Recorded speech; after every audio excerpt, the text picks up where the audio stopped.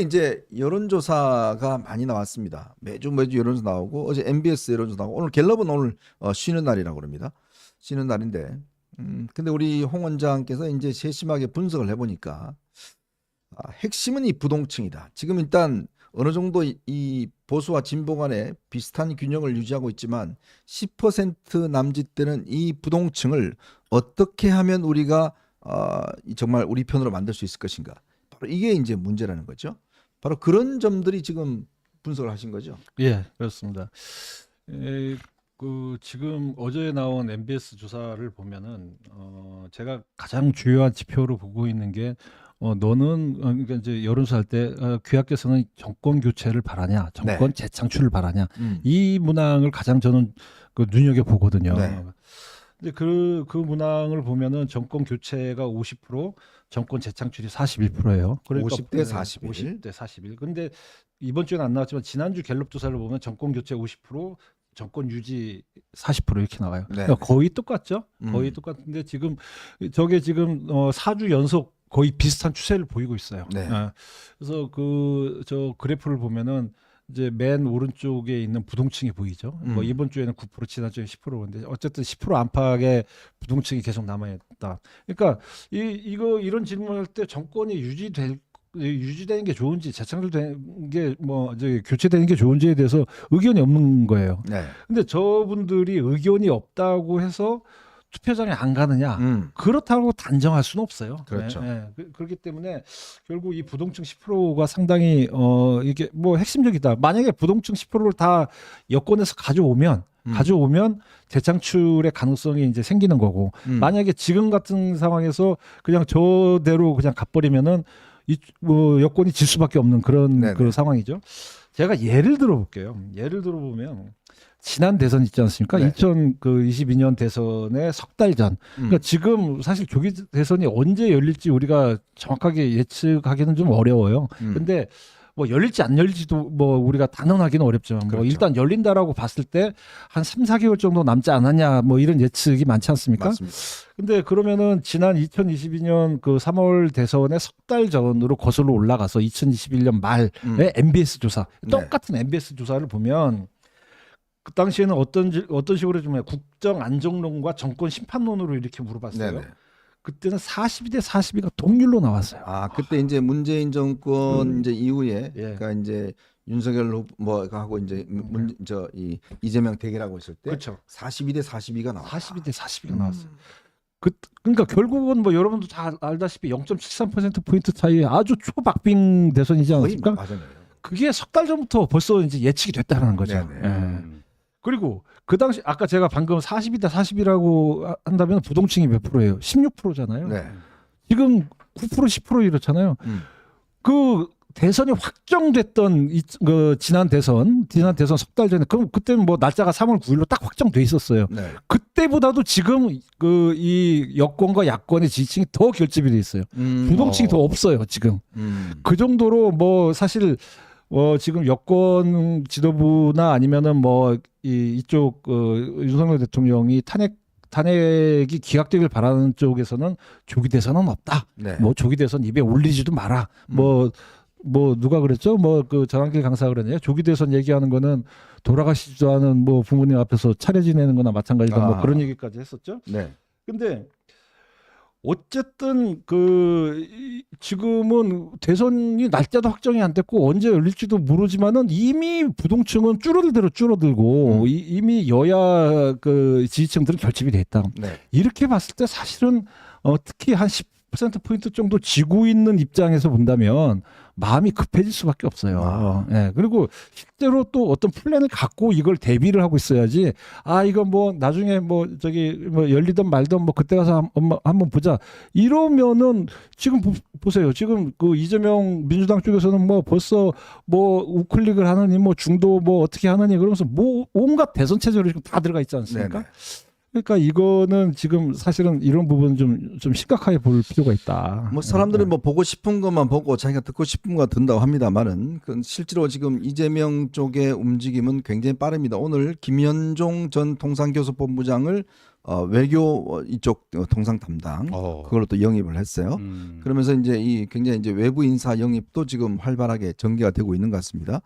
GN도 선거를 많이 치러봤지만 결국 지금 조금 보수층들한테는 착시 효과가 있는 것 같아요. 예, 착시 효과가 그러니까 이제 대통령이 이제 탄핵으로 거의 지지율이 뭐 그냥 폭락을 하고, 그 뭐 당 지지율도 거의 더블 수가가 나왔고, 네.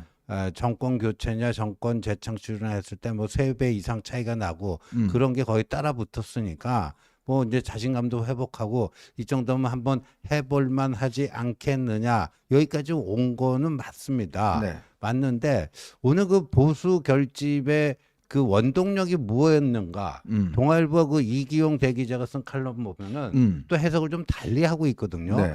어떤 그 이재명으로 상징되는 이제 좌파 쪽에 이 거친 이런 그 공세에 그냥 그 보수층들이 숨지고 있던 사람들이 이제 화가 날 만큼 나서 드디어 그게 대폭발해가지고 이런 것이다. 네. 뭐 이렇게 이제 해석이 된 건데, 여하튼 뭐 보수 결집의 원인이 뭐다 이거를 떠나서요. 네. 근데 지금 이재명의 경우에는 그 김현정 전 통상교섭본부장, 그 사람이 미국 통 아닙니까? 그렇죠. 이런 사람도 막 영입하고 하루가 멀다고 중도 실험 코스프레 계속하고 있는데, 국민의힘은 지금 조기 대선 자체가 금기시되고 있잖아요. 사실상 금기시되고 있어요. 네. 그러면 어떻게 되겠습니까? 네. 그러니까 이게 준비한 자와 준비하지 않은 자 결론은 이제 뭐 나중에 대선 이렇게 나겠죠. 그러니까 한편으로 보면 계속 이제 뭐 아유 나중에 되면 뭐 그냥 어떻게 되겠지라는 그런 막연한 생각으로만 갖고는 되지 않고, 누군가는 소를 키워야 되지 않겠습니까? 누군가는 미래를 준비해야 되고, 누군가는 지금 대선을 좀 더 냉정한 시각으로 바라보면서 우리가 부족한 점이 뭔지 그 끌려가지 않는, 이 분위기에 휩쓸리지 않는. 제가 정말 굉장히 이제 후회하는 게 뭐냐면, 옛날에 자유한국당 시절에 네. 당시에 이제 황교안 그 대표가 있을 때 말이죠. 네. 그때 막 장외 시위에 많이 모이고 그랬어요. 맞아요. 그때 제가 좀 착각을 했어요. 이거 보면서 이거 분위기가 많이 이제 좀 크는데 많이 좀 저거 할 것 같은데라고 했는데 어떻게 됐습니까? 완전 선거 폭망했잖아요. 그렇죠. 그러니까 뭔가 그 안에 있으면, 시위대나 그 집회 안에 있으면 야 우리가 드디어 이렇게 많은 사람 모였어, 뭐 어마어마하게 나를 우리 지지하는 사람 많은, 내 주변에 전부 다 그런 사람이야라고 하지만 실제로 냉정하게 보면 나오지 않는 분들이 꽤 많다는 거 아니겠습니까? 그렇죠. 이 시위 숫자를 갖고 민심을 파악한다는 것은 상당히 참 그 어처구니 없는 일이고요. 네. 어저께 나온 MBS 조사를 보면 윤석열 대통령이 탄핵 심판 탄핵 이후 그 가결 이후에, 수천 가결 이후에 이제 대응을 어떻게 하고 있냐라고 물으니까 잘하고 있다가 38%, 잘못하고 있다가 56%예요. 네네. 근데 이제 일부 ARS 조사에서는 뭐 50%를 넘었다, 긍정 평가가. 뭐 대통령 지지율이 50% 넘었다. 뭐 네. 이런 뉴스들이 나오면서 약간 착시 현상이 있는 것 같은데, 제가 뭐 이 시간에 반복적으로 말씀드리지만 그 정치 고관여층, 그 강성 그 이념층들이 주로 이제 응답을 하는 ARS에서의 착시 효과는 우리가 좀 거르고 봐야 된다. 그런데 지금 사실 38%도 계엄 이전에 20% 안팎이었던 것에 비해서는 많이 올라간 건 맞아요. 네. 많이 올라가서 아까 저기 말씀하셨다시피 그 좌파의 그 극성스러운 거에서 이제 분노가 지금 응축되고 있다. 응축된 부분이 이제 표출되고 있다. 뭐 이것도 저는 맞는 그 분석이라고 봐요. 근데 지금 56대 38이라고 하는 그 숫자 올라갔기 때문에 38까지는 갔어요. 근데 38이라고 하는 숫자를 가만히 지켜보면 이게 이 예전에 윤석열 대통령이 그 대선 때 얻었던 48%보다도 못해요, 사실은. 네네. 아직도 못한 수치고. 그리고 지금 이게 거의 한 18%포인트 정도 차이가 나지 않습니까? 네네. 부정평가에 비해서. 이게요, 그 지난 총선 같은 경우에 이쪽 그 국민의힘이 108석밖에 못 얻으면서 야권이 190석 가까이 되지 않았습니까? 그때 전국적으로 이 국민의힘과 이제 야당 표를 다 합산을 해서 계산해 보면 6% 포인트도 차이가 안 났어요, 사실은. 아하. 그렇잖아요. 그렇죠. 근데 의석수가 그 정도 차이가 난 거지. 소선거구제니까요. 예, 소선거구제이기 때문에 단 한 표를 줘도 의석 하나 뺏기는 거니까. 근데 이게 지난 2000년 총선 때는 한 9% 포인트 정도, 8, 9% 정도 차이가 난 걸로 저는 알고 있는데 네. 이게 줄어든 거예요, 사실은. 줄어드는데도 불구하고 결과로 봐서 완전히 폭망한 선거였단 말이죠. 맞아요. 그러니까 이게 지금 그 대통령 지지율이 뭐 40%까지 올라갔다라고 이제 뭐 일부에서는 또 어떤 데서 51%뭐 얘기하는 그건 믿을만한 신뢰할 만한 조사는 아니라고 보여지고 네. 이 정도 올라갔으니까 이거 해볼 만하지 않냐 그런데 사실 이건 굉장히 큰 차이다. 음. 이건 좀 그 눈여겨 봐야 된다라고 하는 거죠. 네. 예. 자, 그러면 이제 문제는 어떻게 해야 될 것인가에 대한 문제잖아요. 네. 어떻게 그러면 정말 이 민심을 정확히 알고 이 민심이라는 게 겉으로 보이는 민심이 아니라 정말 속에 숨어 있는 민심들을 정확히 알고 이걸 이끌어낼 것인가. 이게 이제 중요하지 않겠습니까? 네. 요즘 뭐 이재명은 이 유턴 우회전 한다고 그러는데 우회전 하다가 지금 사고 났잖아요. 그러니까 그런 건데 문제는 이재명은 그래도 계속 우회전을 시도한다는 거예요. 그러면서 나중에 이게 자꾸 시도가 되면 하다가 이제 진짜 그런 변화가 생기면 국민들은 또 속아 넘어가거든요.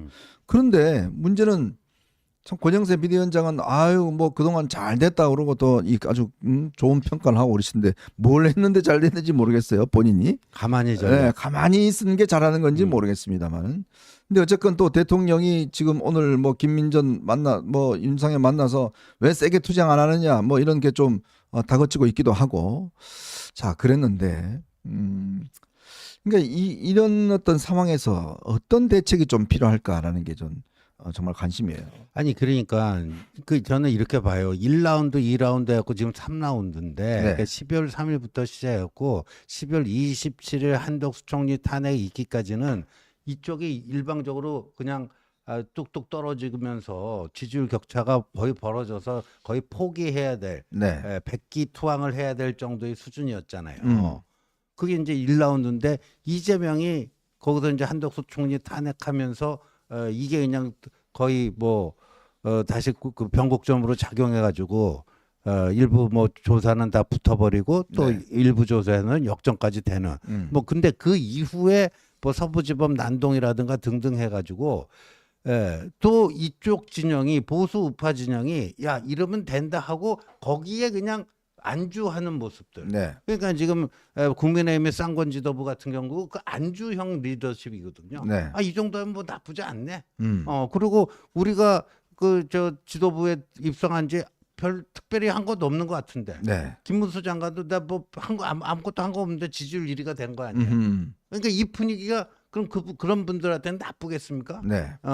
그런 상태에 있는데 아까 얘기한 것처럼 이재명은 몸부림을 치는 거예요. 지금 몸부림을. 근데 이쪽에는 뭐 이 정도 해볼 만하다. 안주하는 분위기. 그러면 어떻게 됐어요? 그러니까 3라운드가 저는 시작이 됐다라고 봐요. 근데 3라운드인데 최종 승자는 어떻게 될 것인가? 지금 아까 우리 홍양님 원장 얘기한 것처럼 2020년 대선하고 비교해봐도 지금 양 진영의 결집이 거의 그냥 최대치에 올라왔다고 볼 정도로 결집이 돼 있는데 여기서 그러면 상식, 합리 뭐 이런 것들을 어느 쪽이 더 설득력 있게 좀 다가가느냐. 저는 이게 이제 승부처라고 봐요. 상식과 합리. 근데 요즘 보면은 이재명은 중도 실험 코스프레도 막 하고 그러는데 오히려 이 보수 우파 쪽이 그렇지 않아요. 그 윤 대통령이요. 제가 얼마 전에 그 생각이 나고 반지성주의라고 하는 단어가 불현듯 스치고 지나가서 윤 대통령의 취임사를 다시 읽어봤어요. 그거 보면 그 이야기 있잖아요. 거기서요. 이 정치가 지금 세계적 굉장히 난제가 많은데 그걸 풀어야 될 정치가 지금 민주주의의 위기에 빠져 있다. 민주주의가 위기에 빠진 첫 번째 원인이 반지성주의다. 하면서 반지성주의를 뭐 해야 된다. 이거 아닙니까? 과학과 진실이 중요하다.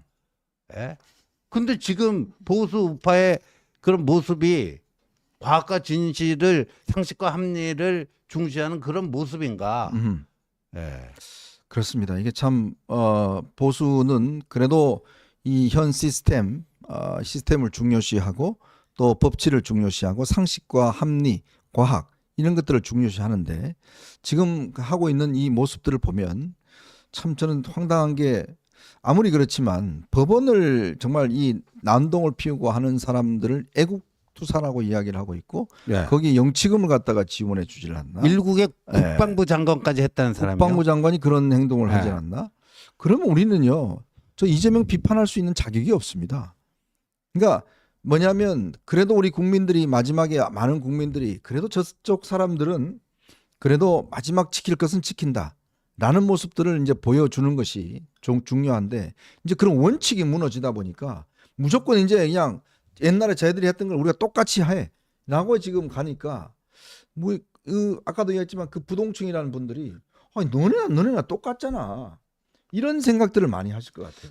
제가 그 이번 MBS 조사의 부동층이라고 하는 분들 그 10% 포인트 10% 정도의 분들을 이념 성향을 한번 분석을 해봤어요. 네. 분석을 해보니까 그 중에 보수는 8%밖에 없어요. 네. 그리고 진보는 16%, 그리고 중도층이 74%예요. 어. 그러니까 이게 그 부동층, 그러니까 마음의 결정을 못한 사람이죠. 부동층이라고 하는 분들이. 그 중에 거의 대부분이 중도층이에요. 네. 그러니까 저희가 이 시간을 통해서 이 중도층이 너무나도 중요하다라는 얘기를 뭐 반복적으로 많이 하셨지 않습니까? 네. 저도 그랬지만은. 그리고 아까 말씀 나왔지만은 이재명 민주당 같은 경우에 중도 실용으로 지금 뭐 이게 그 이제 클릭을 돌리고 있는데 그럼 중도 실용이라고 하는 게 예전에 이제 그 이명박 대통령도 그 집권 기간에 좀 지지율이 부진했을 때 중도 실용으로 가면서 지지율을 많이 끌어올렸고요. 네네. 이게 뭐 이재명이 쇼하는다, 뭐 저거 또 이제 거짓말 하고 있다, 뭐 이렇게 말은 해도 반복적으로 하다 보면 또 그게 먹혀요, 또 그게. 그리고 이제 그 합리적 실용주의라고 하는 면이 그 중도층과 부동층한테 먹힐 수 있는 그런 포인트가 될 수 있단 말이죠. 네. 근데 거꾸로 자꾸 뭐 중도가 어디냐, 뭐 우리는 이념적으로 이쪽으로 또 똘똘 뭉치면은 중도는 따라오게 됐다. 중도가 왜 바보입니까? 왜 따라옵니까? 네. 그럴 수가 없죠. 근데 그렇다라고 했을 때 그 중도층이 예를 들어서 뭐 탄핵에 대한 찬반이라든지 뭐 그 여러 가지 지금 현안에 대해서 어떤 식으로 생각하고 있는지에 대해서는 여러분들이 뭐 이 여론조사에서 잘 알 겁니다. 그러니까 제가 예를 들어서 그 윤 대통령의 그 지지도 이 MBS에서 나온 걸 보면 그 부동층에서는 긍정 평가가 22%밖에 없어요. 네. 부정 평가가 45%고 무응답이 32%다. 네. 그때 이분들의 생각, 지금 현재의 생각의 단면을 볼 수는 있죠. 그리고요, 또 하나 중요한 거는요. 이 부동층 제가 10%라고 얘기했는데 10% 가져와서 결국 간신히 5대5가 되는 거예요. 그렇죠. 지금 반반 가는 거죠. 5대5 갖고 어떻게 이겨요? 이겨야 될 거 아닙니까? 뭐 0.1%라도 이기려면은 이 그 정권 교체를 원하는 그 우리나라 50%의 유권자들 중에서도 일부를 떼와야 된단 말이죠. 그러기 위해서는 이 그 정권 재창출을 원하는 여권의 스탠스가 굉장히 유연해야지만이 된다. 네. 근데 유연한 게 아니라 오히려 이게 법치주의에 대한 여러 가지 그 이상한 식의 이제 뭐 그 프로파간다를 한다든지 뭐 이러면은 이 중도층이 따라올 수 있겠느냐? 그거는 참 어려운 문제라고 보여집니다. 네. 자, 이제 우리가 어떤 생각을 가질 때 우리 중심을 잡는 게 굉장히 중요합니다. 중심을 잡고 모든 것을 사물을 바라보고 그게 현 시점에서는 불리할지 모르겠지만 조금 더 앞으로 나가면 결국은 이게 우리 중심으로 다 몰려오게 돼 있습니다. 자, 그래서 저희가 이제 두 번째 이슈로 한번 넘어갈 텐데 요즘 아마 여러분들 헌법재판소에서 내려지는 이 일 보시면 좀 헷갈리시는 분들이 많은 것 같아요. 이 뭐가 진실인가? 진짜 좀 우리나라 정말 최고의 군인들이 저희 가서 정말 뭐 이상한 옛날 이야기했던 거 정반대로 이야기하고 하니까 정말 헷갈리신다는 분이 많습니다. 그 문제 한번 정리를 좀 하도록 하겠습니다. 여러분 보시면서 구독과 좋아요 알림 꼭 부탁드리도록 하겠습니다. 자, 치우님 지금